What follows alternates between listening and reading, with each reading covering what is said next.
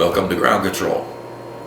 I wanted to introduce you to our latest build. This is our beta build of the Glue and Fly Series F-22 Nano Parkjet. I really wanted to provide an F-22 in all three sizes that I'm ever going to produce, which is the Mini, the Micro, and now the Nano. So a little background information on this Nano. This has been a long drawn out project, and I was very tempted to drop this project. This is the second build. The first build that I made, the alpha version, was an 8-inch wingspan.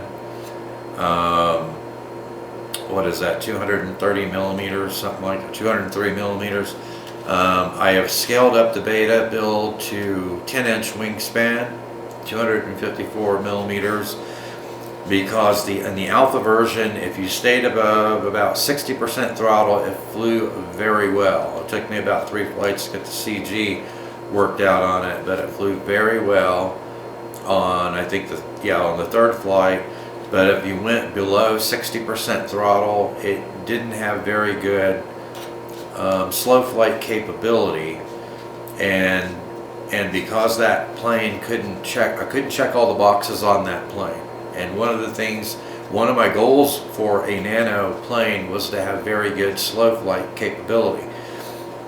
I still want it to have some speed, I still want it to be aerobatic, but I also want slow flight capability. The whole reason for building the Nano was so you could fly it in a large backyard, in a small park, you could fly it indoors in the wintertime in a gymnasium or a large warehouse. And because I couldn't check all those boxes, I was not going to release the plans for that plane. I knew that if I scaled that one up to 10-inch wingspan from an 8-inch wingspan, I would get the slow flight capability that I was working toward, and I would be able to check all the boxes on that aircraft. But the material that I was making it out of I was cutting the centers out of styrofoam plates, and then cutting those into squares, and I could get a 4-inch by a 4-inch square out of one of the styrofoam plates. In order to build the Nano Parkjet, even though it's small, I was having to glue smaller panels together to make bigger panels, and so I wasn't going to scale that up to 8-inch wingspan with using that material, because I just felt that was going to be too cumbersome for a typical builder to have to do to build that Nano Parkjet. So I scrapped it. Then I was on a quest to find a rigid foam board similar to the Adams Ready board that was 2 to 2.5 millimeter in thickness. That was the material that I wanted to build this Nano Parkjet out of. And I found a vendor on Amazon, and I sent him a couple of questions regarding the foam.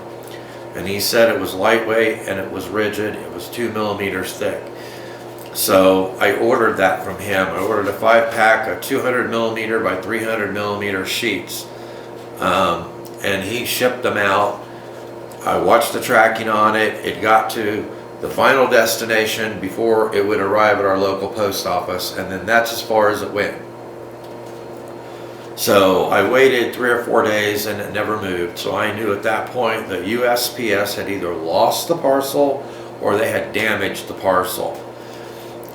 So I opened up an investigation with USPS, and as soon as I opened up the investigation, lo and behold, the very next day, that foam was delivered and it was damaged. So I couldn't use it. So I ended up waiting 35 days for that foam to be able to redesign this Parkjet using 2 millimeter foam. And then I wasn't able to do that because I damaged the foam. So again, I was ready to scrap this project. And then I thought, well, I'm going to go ahead, I'm going to redesign it. I'm going to design it to use 5 millimeter thick Adams Ready board, even though that's not what I wanted to use for this project. So I redesigned it. I made a lot of design changes to it, in addition to the modification to all the parts to work with 5 millimeter thick foam, or 4 millimeter if you, just over 4 millimeters if you move the paper from both sides of the foam. So So it's built, it's got all the electronics in it. My goal was to have an all-up weight on this plane of between 42 to 44 grams. I got everything installed in it. The all-up weight on this, including the 1S 300 milliamp 40 to 80C LiPo, was 40.35 grams. So I was able to come in under what my goal was for the weight. I also had some props on order that I had ordered for testing for 1S systems on a brushless motor, and I'm glad I ordered these props. But the prop that I have on here now, which is a King Kong Racer 65 millimeter 2.5 inch prop, and I think it's ABS material, and I'm using the same motor, receiver, and speed controller that I used on the alpha version of this.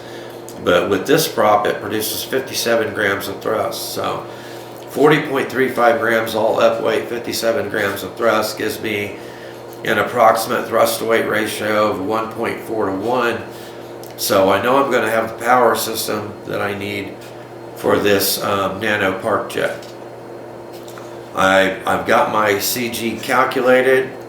I believe it's 185 millimeters from the nose. I've got the components so that I can get a neutral balance on the CG on the plane. So the next step, if I have a calm morning, is I'm going to take this out and I'm going to do the glide test out in the back. If the glide test checks out okay, then it'll be performing the maiden flight on this Nano Parkjet. Now I'm very apprehensive about this plane because of the foam that I had to make it out of. With the KF2 airfoil, you're talking about 9 millimeter thickness, and on a plane this size, I was hoping I wouldn't have to go over 5 millimeter, 6 millimeter thickness. So I'm a lot thicker on the profile of the airfoil than I wanted to be. So we'll just have to see. We'll have to see how well this plane does. I did post a poll on our Facebook page to ask you guys, now that you've seen this, and it'll be up until May the 1st, do you think that this plane, this Nano Parkjet, is going to fly great, or do you think it's going to crash and burn? So if you got time, go select which option you think on the poll on the Facebook page.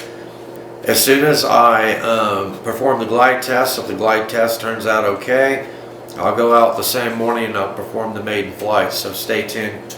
Stay tuned for the maiden flight. I'm hoping to be able to get this aircraft maiden in the next 6-7 days, and then I'll be posting it. So thanks for watching. Please give it a thumbs up. Don't forget to subscribe, and I will see you in the air.